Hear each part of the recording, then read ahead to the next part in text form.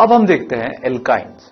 तो एल्काइंस कैसे दिखते हैं, क्या खास बात होती है एल्काइन में? देखो, कार्बन और कार्बन के बीच में ट्रिपल बॉन्ड होता है, बहुत ज्यादा इलेक्ट्रॉन डेंसिटी है किसके बीच में? कार्बन कार्बन के बीच में। क्यों? क्योंकि 2 पाई बॉन्ड और 1 सिग्मा बॉन्ड है। इसका मतलब ये इतनी इलेक्ट्रॉन डेंसिटी रख रहे हैं, तो हमको अब एक बात समझ में आती है कि ये रिएक्टिव स्पीशीज होंगे। कौन? एल्काइंस। कैसे होंगे? रिएक्टिव होंगे, ठीक है ना। तो अगर हम एक जनरल बात करें, एक ओवरव्यू लेना चाहें एल्काइंस का, तो हमको एक बात पता है कि एल्काइंस नेचर में उतने कॉमन नहीं है जितनी कि एल्कीन्स हैं, लेकिन कुछ प्लांट्स ऐसे होते हैं जो कि एल्काइंस को यूज करते हैं कि भाई खुद को प्रोटेक्ट कर लें डिजीज के अगेंस्ट या प्रेडेटर्स के अगेंस्ट वगैरह जो भी है। तो प्लांट्स इनको कभी कभी कुछ कुछ केसेस में यूज करते हैं। और जो एसिटाइलिन है, अगर मैं इंडस्ट्रियली बात करूं, अगर मैं इंडस्ट्रियल सेटअप की बात करूं, तो जो एसिटाइलिन है वो सबसे इंपॉर्टेंट कमर्शियल एल्काइन है जो इंडस्ट्रियल में बहुत वाइडली यूज होती है। एसिटाइलिन ये होता है, ठीक है ना। इसका जो है, जो एक बहुत ही मेजर यूज है, वो यूज है वेल्डिंग में। वेल्डिंग में जो हम टॉर्च यूज करते हैं, इंडस्ट्रियल फीडस्टॉक है ये। और इसका सबसे बड़ा यूज क्या है कि ऑक्सी एसिटाइलिन वेल्डिंग टॉर्च, ठीक है ना। तो हम जब वेल्डिंग करते हैं तो वहां पे आपने देखा होगा ये सीन होता है, ठीक है ना।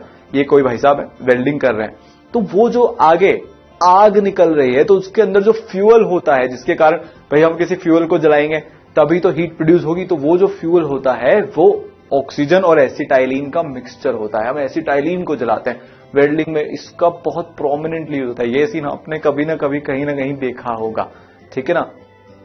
तो एल्काइंस के लिए कुछ एक इंपॉर्टेंट पॉइंट्स की हम समरी कर लेते हैं जो हमको ऑलरेडी पता है। भाई ये हाइड्रोकार्बन है जिसमें कार्बन कार्बन ट्रिपल बॉन्ड है, ठीक है। दूसरी बात, ये एसिटाइलिन्स भी कहलाते हैं। क्यों? क्योंकि ये सब के सब किसके डेरिवेटिव हैं? एसिटाइलिन के या इथाइन के, ठीक है ना। एसिटाइलिन और इथाइन एक ही बात है। तीसरा, जो इनका जनरल फॉर्मूला है CnH2n-2 होता है, ये हमको सबको पता ही है। एल्काइन में जो CC बॉन्ड लेंथ है, जो 2 कार्बन है जो ट्रिपल बॉन्डेड हैं, उनकी बॉन्ड लेंथ कितनी होती है? 1.20 एंगस्ट्रॉम, ठीक है ना। और कार्बन एटम्स का हाइब्रिडाइजेशन क्या हो जाएगा? वो 2 कार्बन जिनमें ट्रिपल बॉन्ड है उनका S और P, ठीक है ना। भाई number of sigma bond plus number of lone pair से हमको पता लग जाता है, ठीक है ना। सो बॉन्ड एंगल कितना हो जाएगा? भाई sp हाइब्रिड है तो लीनियर होने वाला है हमारा मॉलिक्यूल ज्योमेट्री, ठीक है ना। और बॉन्ड एंगल हो जाएगा 180 डिग्री। ज्योमेट्री क्या है? लीनियर। और बॉन्ड एंगल क्या है? 180 डिग्री, ठीक है। तो ये तो जनरल बातें हुई किसके लिए? एल्काइन के लिए। अब हम जाते हैं कि यार हम एल्काइन को प्रिपेयर कैसे करेंगे, जनरल मेथड्स क्या है इसकी प्रिपरेशन के। पहला मेथड है, यह बहुत ही जाना पहचाना मेथड है हमारा, जो हम यहां पे टेक्निक यूज करने वाले हैं एल्काइन को प्रिपेयर करने के लिए। सेम टेक्निक हम किस में यूज कर सकते हैं? कर चुके हैं इनफैक्ट एल्कीन को प्रिपेयर करने के लिए। हम क्या लेंगे? जेम डाई हैलाइड लेंगे। टेक्निक जो है वो काफी सिमिलर है, समझ में आएगा। हम यहां पे क्या कराएंगे? डीहाइड्रोहेलोजनेशन। क्या हम पहले कहीं डीहाइड्रोहेलोजनेशन करा चुके हैं? बिल्कुल करा चुके हैं, यहां पे भी कराएंगे। तो डीहाइड्रोहेलोजनेशन एजेंट्स हम क्या लेने वाले हैं? NaNH2 और एल्कोहलिक QH। एल्कोहलिक QH मतलब ROH प्लस RONF, सब जान पहचान वाले रिएजेंट्स हैं यहां पे, ठीक है। तो ये मैंने क्या लिया?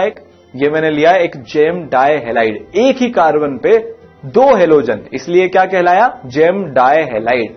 हमने इसकी पहली रिएक्शन किससे कराई? एल्कोहलिक QH से। जैसे मैं एल्कोहलिक QH की रिएक्शन कराऊंगा, E2 मैकेनिज्म होगा और एक HX बाहर हो जाएगा मॉलिक्यूल से, तो डबल बॉन्ड बनेगा। एल्कीन की प्रिपरेशन हमने ऐसी की थी, ये वाला HX मॉलिक्यूल से बाहर रफा दफा, तो क्या बन जाएगा भाई? तो बन जाएगा ये कार्बन कार्बन के बीच में डबल बॉन्ड, एक हेलोजन लगा हुआ है और एक हाइड्रोजन भी बाकी है जो हम निकाल सकते हैं। तो देखो, अब हमारा एम क्या है कि यार हम एक और HX निकाल देंगे तो एल्काइन बन जाएगा। हमको बनाना एल्काइन ही है, पर इससे पहले कि हम एक और हेलोजन निकालें, एक छोटी सी यहां पे प्रॉब्लम आ गई। प्रॉब्लम क्या आ गई? प्रॉब्लम यह आ गई कि यहां पे रेजोनेंस हो रहा है किसमें? कार्बन कार्बन वाला डबल बॉन्ड और इस हेलोजन के लोन पेयर के बीच में। भाई लोन पेयर और डबल बॉन्ड कॉन्जुगेशन में आ गए तो रेजोनेंस होगा। रेजोनेंस होगा इसका मतलब क्या है? हमको कार्बन और हेलोजन के बॉन्ड को तोड़ना है, तभी तो जाके वहां पे एक और बॉन्ड ऐड होगा डीहाइड्रोहेलोजनेशन के थ्रू। तो यहां पे कार्बन और हेलोजन के बॉन्ड को तोड़ना मुश्किल हो गया है। देखो फर्स्ट केस में तो कोई मतलब जब हमने जेम डाई हैलाइड से डीहाइड्रोहेलोजनेशन कराया एल्कोहलिक क्यूएच डाल के, वहां पे कोई रेजोनेंस का सीन नहीं था, तो कार्बन और हेलोजन के बीच में सिंगल बॉन्ड था।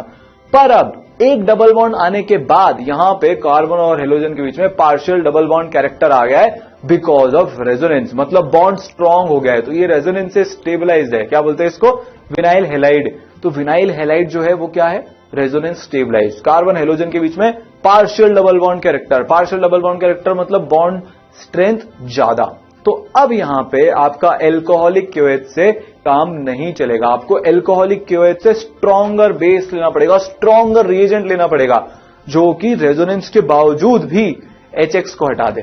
तो ऐसा रिएजेंट कौन है? ऐसा रिएजेंट है NaNH2। NaNH2 रेजोनेंस होने के बावजूद भी इस HX को यहां से हटा देगा, भगा देगा। क्या बन जाएगा? हमारा बन जाएगा ट्रिपल बॉन्ड। सो RC ट्रिपल बॉन्ड CH और NaX प्लस NH3। तो बात सुनना ही हमको पहले एल्कोहलिक क्यूएच लिया, आसानी से उससे काम हो रहा था तो हमने वो करा लिया, पर रेजोनेंस के कारण अब एल्कोहलिक क्यूएच से बात नहीं बनी, तो हमने एक स्ट्रॉन्गर, उससे ज्यादा ताकतवर रिएजेंट लिया जो कि रेजोनेंस होने के बावजूद भी डीहाइड्रोहेलोजनेशन करा दे दूसरी बार। तो हमको क्या मिल गया? हमको मिल गया एक एल्काइन NaX और NH3। तो भाई हमने यहां पे क्या सीखा? यहां पे सीखने की बात क्या है कि due to stability of vinyl halide, किसके कारण? रेजोनेंस के कारण एक पार्शियल डबल बॉन्ड आ गया जिसके कारण एलिमिनेशन मुश्किल हो गया। किससे? एल्कोहलिक क्यूएच से। नहीं होएगा भैया, मना कर दिया उसने। तो हमने एक स्ट्रॉन्गर बेस NaNH2 को यूज किया। ये तो पहला मेथड ऑफ प्रिपरेशन हुआ। दूसरा मेथड ऑफ प्रिपरेशन, आप विसिनल डाइहैलाइड यूज कर सकते हो। वापिस से होगा तो डीहाइड्रोहेलोजनेशन ही, बस इस बार एक कार्बन पे दोनों हेलोजन नहीं होंगे। विसिनल का मतलब आजू बाजू वाले कार्बन पे एक एक हेलोजन। कहने का मतलब क्या? ये वापिस से वही सीन तो हमारा सेट है, पिक्चर सेट है। आपको कुछ नहीं करना है, एल्कोहलिक क्यूएच आप लो, एक HX बाहर जाएगा, एलिमिनेशन रिएक्शन होगा, क्या बन जाएगा? ये सीन बन गया, ये सिचुएशन आ गई। क्या बन गया? ये विनाइल हैलाइड। अब क्यूएच से काम हो गया क्या? एल्कोहलिक क्या लेना पड़ेगा? NaNH2। सो आप NaNH2 ले लो, वापिस से एक HX हटेगा और आपका ये HX हटा, क्या बन गया? एल्काइन। तो ये दूसरा मेथड ऑफ प्रिपरेशन हुआ। ठीक है। तीसरा, आप एक काम करो, टेट्रा हेलो एल्केन ले लो, दो कार्बन आजू बाजू, उन दोनों पे दो दो हेलोजन, क्या बनेगा? Tetra halo alkane. अब हमको डीहेलोजनेशन कराना है उसका। तो अभी देखो, अगर हम 1,1, 2,2 टेट्रा हेलो एल्केन को जिंक डस्ट के साथ रिएक्शन करवाएंगे ना, तो वो जिंक डस्ट से क्या होगा? मतलब जिंक मेटल क्या करेगा? आपको एल्काइन बना के दे देगा। जिंक डस्ट के साथ अगर आप कराओगे तो एल्काइन बन जाएगा और ZnX2 भी बन जाएगा। ठीक है। जिंक मेटल क्या करता है? इलेक्ट्रॉन देता है। ठीक है ना, जब भी मेटल आता है तो हमको पता है कि वो यहां पे आके इलेक्ट्रॉन देगा। तो अगर मैंने जिंक मेटल के साथ टेट्रा हेलो एल्केन की रिएक्शन करवा दी तो मेरे को एल्काइन प्लस ZnX2। इंपॉर्टेंट बात ध्यान रखने की बात यहां पे है कि आपको दो इक्विवेलेंट ऑफ Zn लेने पड़ेंगे। यहां पे अगर आपको एल्काइन बनाना है तो आपको दो इक्विवेलेंट ऑफ Zn लेने पड़ेंगे। ठीक है ना, देखी हुई रिएक्शन है। आगे चलते हैं। कोलबे इलेक्ट्रोलिसिस, ये भी हमको पता है, बड़ा सिंपल है, 2 बार हम देख चुके हैं। इतनी बार मतलब हम कोलबे को देख चुके हैं, अब तो हमको पता ही है। आप इलेक्ट्रोलिसिस करा लो, एक्वस सोल्यूशन ऑफ सोडियम या फिर पोटेशियम फ्यूमरेट या मैलिएट, अभी बताता हूं क्या होता है, एसिटाइलिन फॉर्म हो जाएगा एनोड पे। ठीक है ना, तो भाई हमने ये लिया। ठीक है, क्या लिया हमने? ये वाला कंपाउंड लिया। भाई हमने वो बोला था ना सोडियम फ्यूमरेट या मैलिएट लेने के लिए, तो हमने लिया, इसका हमने इलेक्ट्रोलिसिस कराया। जब हम इसका इलेक्ट्रोलिसिस कराते हैं तो हमको क्या पता है? कोलबे की ट्रिक क्या होती है, कैसे हम पता लगाते हैं प्रोडक्ट के बारे में? भाई 2 CO2 को भगाओ। क्या करो? 2 CO2 यहां पे COONA, उसमें से CO2 को भगाओ। ठीक है, और कार्बन के बीच में एक बॉन्ड बना दो। और भाई अगर सिंगल बॉन्ड होता, हमने से एल्कीन के केस में क्या था, कार्बन और कार्बन के बीच में क्या था? Single bond. तो हमने 2 CO2 को बाहर भगा के कार्बन और कार्बन के बीच में एक और बॉन्ड बना दिया था, तो क्या बन गया था? Double bond. अब हम पर क्या करेंगे कि हम डबल बॉन्ड तो ऑलरेडी है, तो एक बॉन्ड और बनाएंगे, तो क्या बनेगा?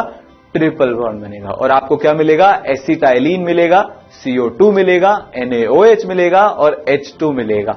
ठीक है, याद आ रहा है कोलबे का? नहीं आ रहा तो भाई पीछे जाओ एल्कीन में और रिवाइज करो। ठीक है, आगे चलते हैं। अब अगर आपको हायर एल्काइंस प्रिपेयर करनी है तो उसके लिए आपको ग्रिग्नार्ड रिएजेंट यूज करना पड़ेगा, जो कि एक ऑर्गेनोमेटेलिक कंपाउंड होता है। ऑर्गेनोमेटेलिक मतलब ऑर्गेनिक कंपाउंड में मेटल भी जुड़ा हुआ हो, तो ऑर्गेनोमेटेलिक कंपाउंड। सो इस मेथड से हम क्या करते हैं भाई, आपके पास कोई भी लोअर एल्काइन हो तो आप उसको हायर एल्काइन में कन्वर्ट कर सकते हैं। अब मैं उसको कन्वर्ट करना चाहता हूं CH3 single bond C triple bond CH में, तो मैं ग्रिग्नार्ड रिएजेंट की मदद ले सकता हूं। क्या बोल रहा हूं मैं यहां पे, देखो हमारे पास ये है, क्या है, एसिटाइलिन। हमने उसकी रिएक्शन किसके साथ कराई, CH3 MgBr, मतलब CH3 पे नेगेटिव चार्ज। एसिटाइलिन के बारे में हमने क्या पढ़ा है, एसिटाइलिन के बारे में हमने ये, मतलब एसिटाइलिन के बारे में हमको ये पता है कि जो इसका एक हाइड्रोजन है वो हम निकाल सकते हैं, ज्यादा मुश्किल नहीं आएगी। क्यों, क्योंकि H जाएगा तो H प्लस बन के जाएगा, नेगेटिव चार्ज किस पे आएगा, कार्बन पे। पर ये जो कार्बन है कोई ऐसा वैसा कार्बन नहीं है, ये sp हाइब्रिड कार्बन है। sp हाइब्रिड कार्बन की इलेक्ट्रॉन्स रखने की क्षमता अपने ऊपर एक सिंगल बॉन्डेड मतलब एक sp3 कार्बन से बहुत ज्यादा होती है। तो यहां पे ये जो H है एसिटाइलिन का, वो एक एसिडिक हाइड्रोजन हो जाता है। तो ये एसिडिक हाइड्रोजन की तरह बिहेव करेगा। अब CH3 माइनस को तो क्या ही उम्मीद थी कि कहीं से यार मेरे को एक कहीं से भी H प्लस मिल जाए तो मैं तो CH4 बन जाऊं। तो यहां पे रिएक्शन क्या होगा, ये जो ग्रिग्नार्ड रिएजेंट है ऑर्गेनोमेटेलिक कंपाउंड है, ये जो हाइड्रोजन पे डेल्टा पॉजिटिव है उसका यूज उठाएगा और तोड़ लेगा उस हाइड्रोजन को। तो हमारे पास क्या बन गया, हमारे पास बन गया C पे माइनस आ जाएगा क्योंकि उससे H प्लस गया। तो वो जो कार्बन और हाइड्रोजन का बॉन्ड था उसके जो दो इलेक्ट्रॉन थे वो इलेक्ट्रॉन किसके पास छूट गए, कार्बन के पास। तो उस पे क्या आ जाएगा, नेगेटिव चार्ज। वो नेगेटिव चार्ज MgBr के साथ जाके बॉन्ड कर लेगा। तो क्या बन गया हमारे पास, C triple bond CH MgBr। अभी भी पर इसमें जो कार्बन है ट्रिपल बॉन्डेड उसके पास नेगेटिव चार्ज है। अब मेरी यहां पे मतलब मैंने ये रिएक्शन करवाया क्यों, मैंने अपना ये रिएक्शन इसलिए करवाया क्योंकि मैं हायर एल्काइन बना सकूं। तो देखो हायर एल्काइन बनाने के लिए मेरे को क्या करना है, कोई सा भी मैं अगर R ग्रुप जोड़ दूंगा तो मेरा हायर एल्काइन बन जाएगा। मान लो वो RCH3 है, मान लो मैं मिथाइल जोड़ देता हूं यहां पे, तो मेरा नेक्स्ट प्रोपाइन बन जाएगा ना। तो अब मैं कैसे कोई R ग्रुप को जोड़ूं, कार्बन पे नेगेटिव चार्ज है। अगर कार्बन को अपने सामने एक RI दिख गया, लेट्स से CH3I दिख गया,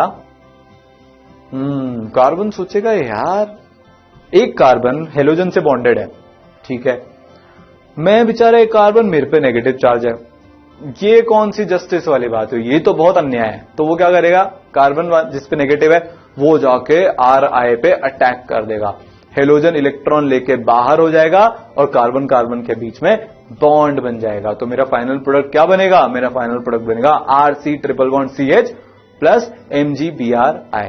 हेलोजन भी खुश, कार्बन भी खुश, बढ़िया चल रहा है सब कुछ, है ना। तो ग्रिग्नार्ड रिएजेंट से हम क्या करते हैं, अगर हमको हायर एल्काइन बनाना हो तो आप ग्रिग्नार्ड रिएजेंट का यूज करो, ठीक है। और भाई अगर हमको इथाइन या एसिटाइलिन की प्रिपरेशन करनी हो लेट्स से, क्योंकि ये कमर्शियली इतना इंपॉर्टेंट है, ज्यादातर ये यूज होता है, तो आप क्या करो भाई, अगर आपको लैब में बनाना है तो आप कुछ मत करो, एक मेटल कार्बाइड ले आओ।